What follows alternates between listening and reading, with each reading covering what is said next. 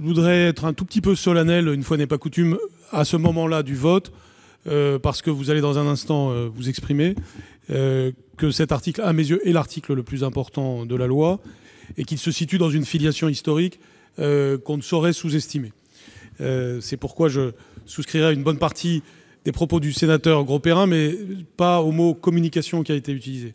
Nous avons là quelque chose de totalement substantiel et je me suis efforcé de l'illustrer au travers au moins 4 ou 5 exemples très importants sur les effets induits de la scolarisation.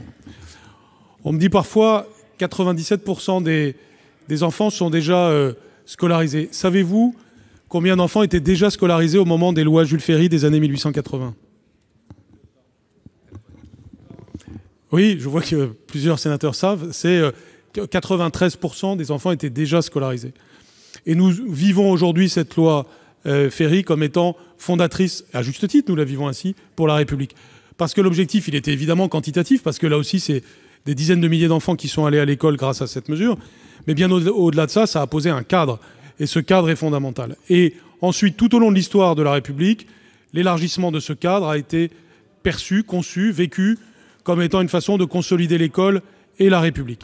Ce n'est pas pour rien qu'on le retrouve dans différents programmes, dans différents objectifs politiques, de différentes formations, des différents bancs de cette Assemblée. C'est pourquoi, même si d'autres articles peuvent susciter parfois des débats plus houleux, il me semble que le plus large assentiment sur cet article aura beaucoup de valeur pour aujourd'hui et j'espère aussi pour demain. Merci. Je vais donc mettre aux voix cet article 2. Qui vote pour ? Eh bien, il n'est même pas nécessaire de demander qui vote contre. C'est à l'unanimité que l'article 2 est adopté, Monsieur le ministre.